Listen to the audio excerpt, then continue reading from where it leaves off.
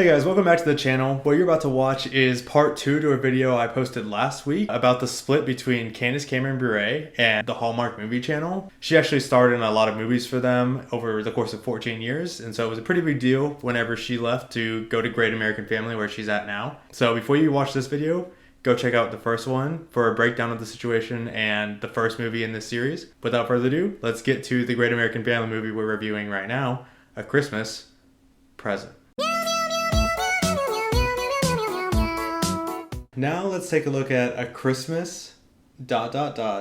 present. Now remember, Candace Cameron Bure left Hallmark to tell stories that have more meaning and purpose and depth behind them. So let's see if she accomplished that here. We open up, the whole family walks through the living room and is basically just dunking on her. It's clear that nobody really has any time for the Christmas activities she has planned. The dad, Eric, is an attorney who's busy closing a merger that's supposed to take place in January. He's using the Christmas season to prepare for it. Maggie finishes this whole long intro sequence of how she has things planned and nobody has time for it by asking someone to at least decorate the tree. He hasn't really spoken to Paul much since about the time of the funeral because they just have been so busy.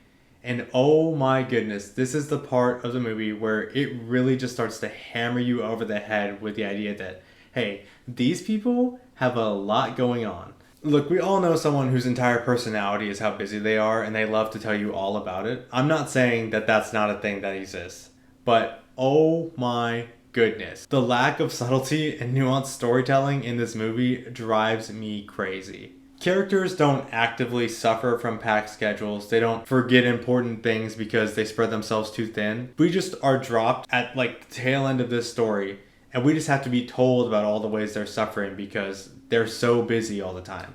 Like the amount of time someone says, oh, we would have done that, but we were just so busy, is staggering, honestly. And it just shows that they have zero faith in their audience to get the message unless they tell you in dialogue exactly what they want you to hear. But anyway, she adds calling her brother to the list, and most of the items make sense, but why do you need to power wash your driveway? Or just simply pop by Main Street? You just need to sort of be in the area. You just need to be around there for a little bit of time. Also, this next shot, this is a little nitpicky, but this is like a full-on Disney Channel wide shot. Fit with like horrible fake snow if I've ever seen any. And they cut to it a lot, but it just looks really bad. Oh, yeah. Which is pretty brutal. And he just responds with like, hey, I'm good at grilling, right?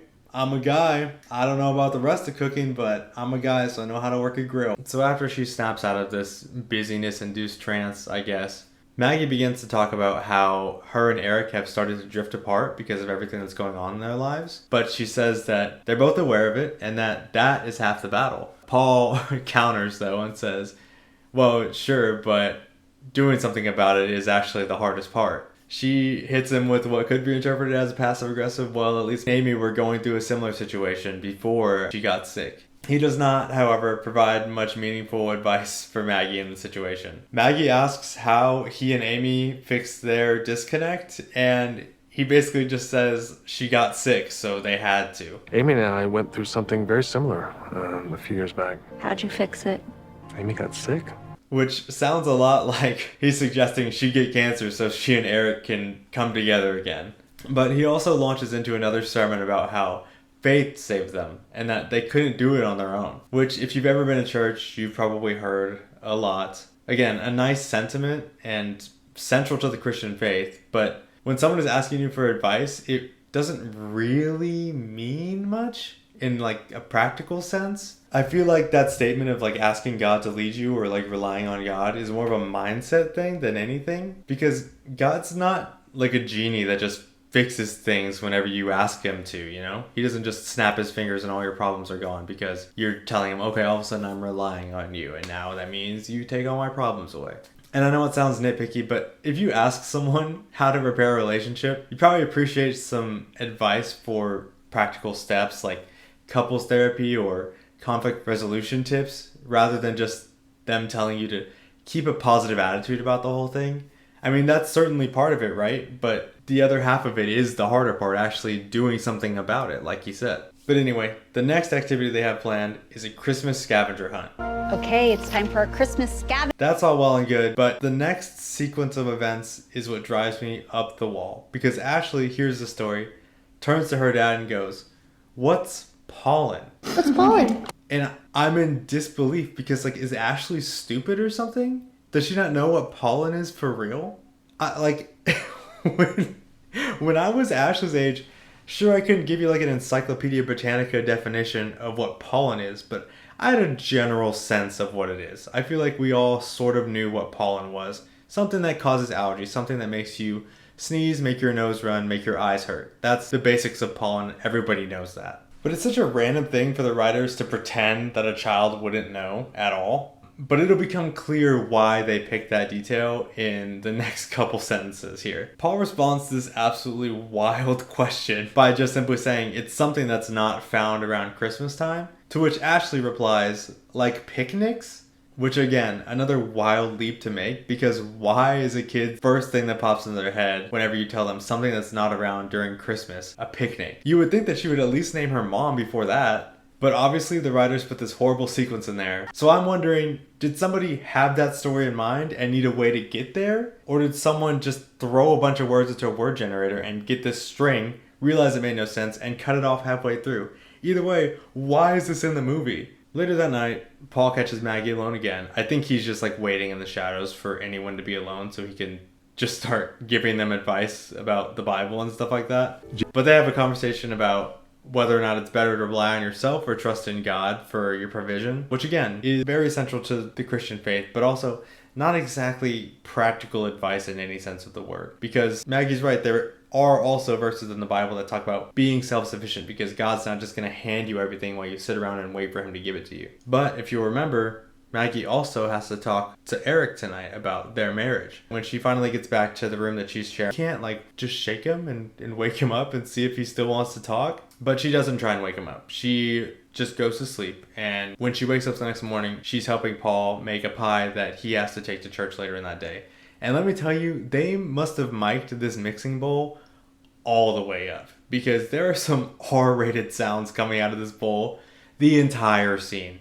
Because they're standing there in uncomfortable silence about the conversation they were supposed to have the night before, and all the while, this thing is gushing and gooping. I'm not joking. So after a conversation with Ashley that doesn't really matter, the family gets ready to leave for Christmas Eve service, and Maggie walks to the door with them. Now, I think she's wearing a perfectly fine outfit. I don't think she's like dressed poorly at all. I think that she's wearing like acceptable church clothes, but Becca turns around and says, are you wearing that to church? Why do we have to get dressed up if you're gonna dress like that? Mom, you wearing that to church? Why do we have to dress up? Which is so disrespectful to say to your mom when she's wearing like those like leather platform boots and everything. I don't know, but also owned. Paul confronts her about it because apparently she uses this bit to get out of pretty much everything she doesn't want to do. After which Maggie tells him that she has Christian IBS or whatever this means. No, I have a delicate constitution. Before saying that she would just feel like a hypocrite if she would go to church that night. She paraphrases Mark 7:6 about how her heart is far away. Paul says that if she's quoting scripture, her heart may not be as far away as she thinks, but counterpoint, even the demons can recite scripture. Am I wrong? So I don't think that's the gotcha moment you thought it was, Paul. Once they leave, Maggie, I don't really know what happens. Maybe the Lord shines upon her, but whatever happens, some light shines through the stained glass cross on the church and illuminates her path, stopping her, and she feels compelled to go back in. Now, it sounds smooth when I say it like that, but I need to just show you the unedited like commercial break that happens in between this monumental moment so that you can understand how confused I was whenever I watched it the first time. It's a choice, and it's not a good one. So let's just roll it as much as we can. And they settle on what is a pretty good message, I feel, that you can see someone every day, but if you're not intentional with the time you're spending, you can still feel like you're miles apart, and that you have to be committed to making sure that you're present with that person every time you're with them. My boy Eric has to mention feet one more time. I even miss rubbing your feet and feeding you popcorn. And then they both promise each other to be present. Get it? A Christmas ... present. See what they did there? It's pretty terrible.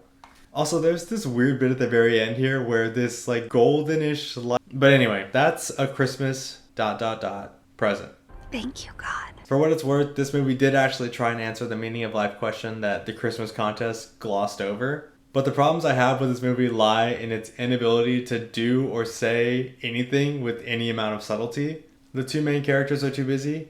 Let's just have them talk about how super busy they are, even though they can somehow just pack up and leave town for 10 days without any serious repercussions at all. Want to talk about how faith can help people heal? Let's just have the person who you think would be sad talk about how actually he's not, and then quote the Bible directly so that we get the message exactly the way it's intended without any room for interpretation. Also, this movie's centered around Christianity, which is okay because I guess that's this channel's bread and butter now, but it doesn't really have a ton to do with the main story itself at all. The main characters are struggling to be present with each other, and Paul has lost his wife.